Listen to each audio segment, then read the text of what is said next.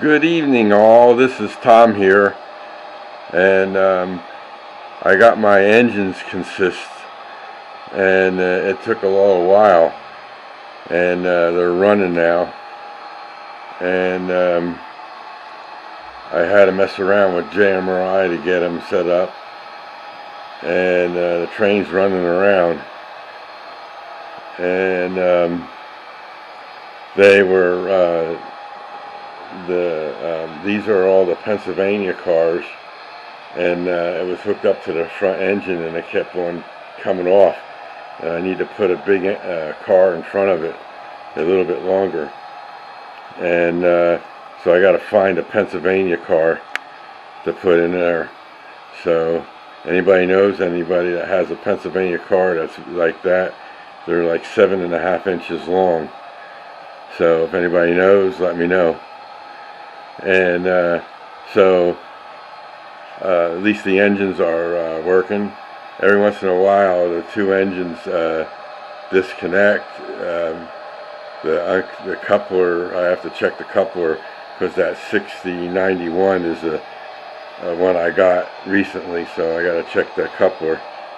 But other than that, they've been running nice and smooth, and so I got that. And in JMRI I had to do this. Let me that's my panel,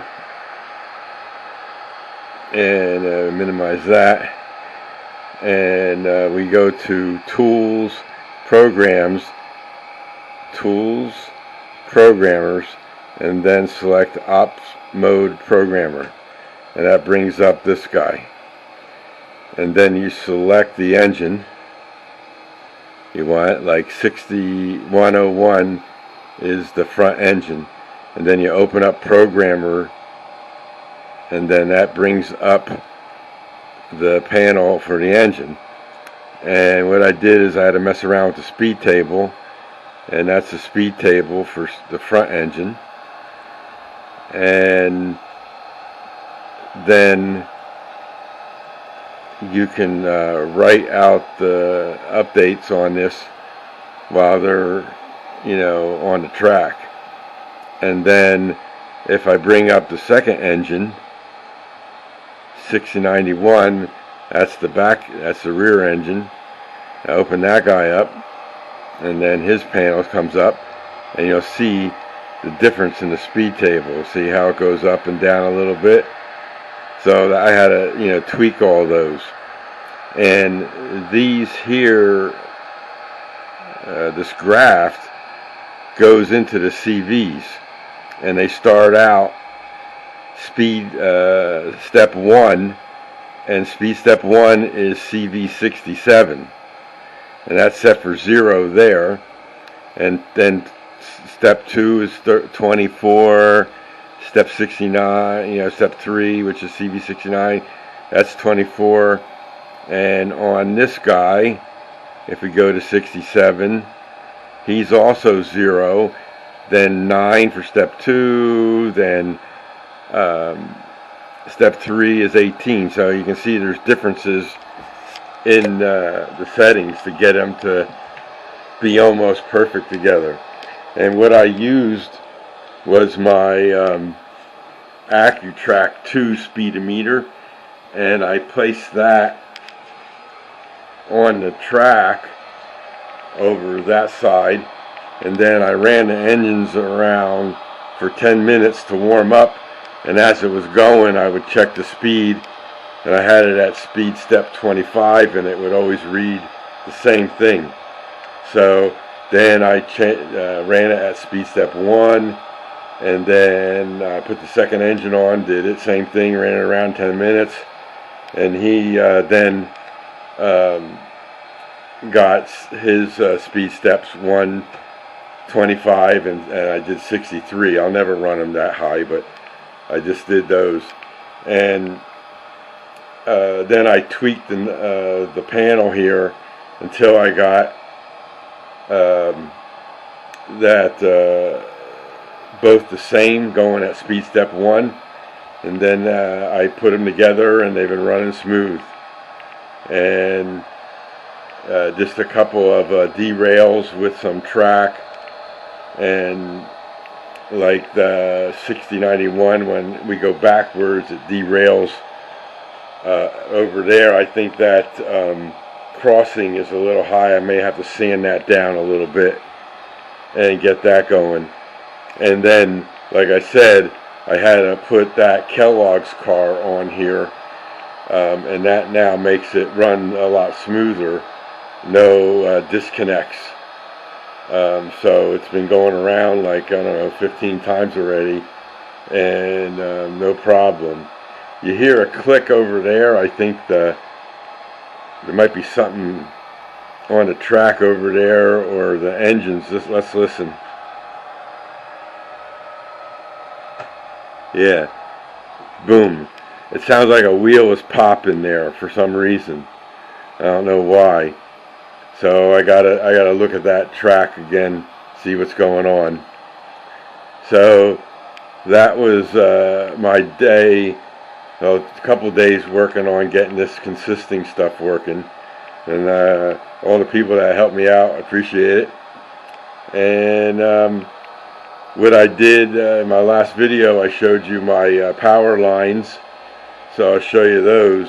What I did today was I added a transformer to the pole, and then the wires go up to the top of the telephone pole from the transformer. It's hard to see, but they're there.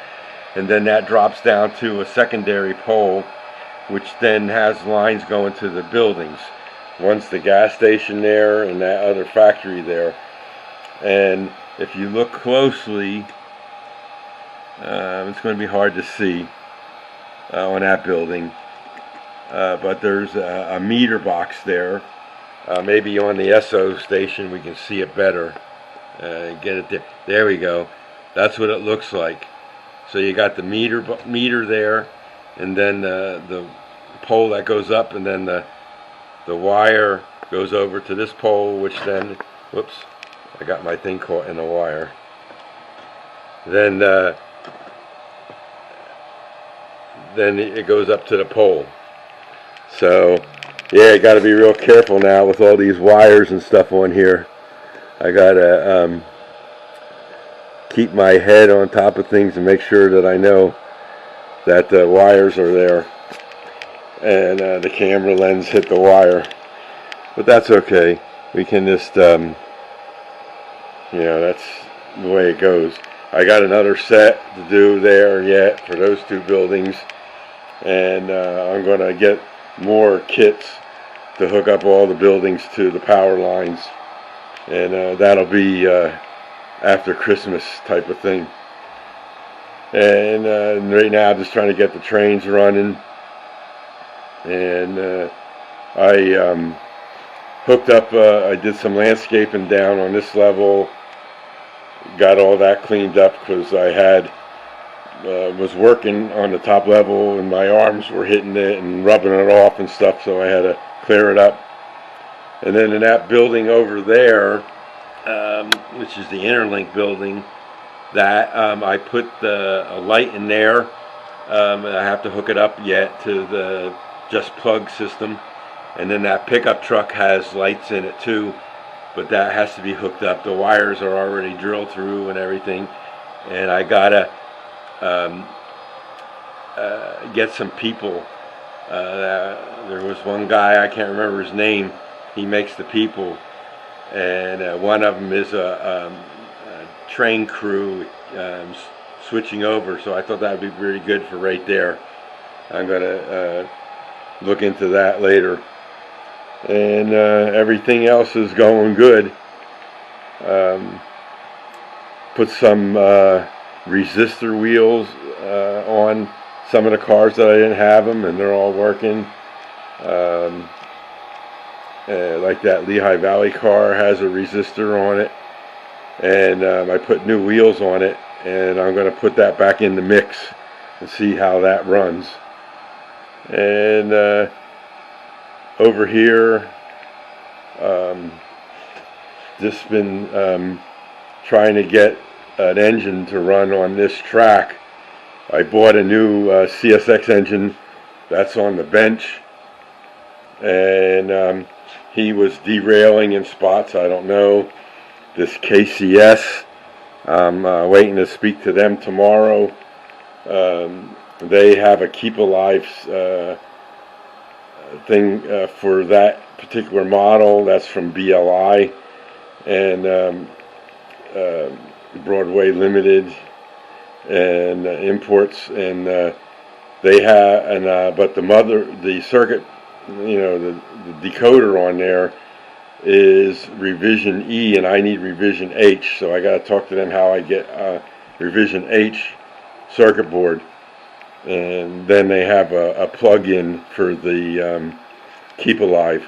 Makes it real easy instead of, you don't have to do any soldering.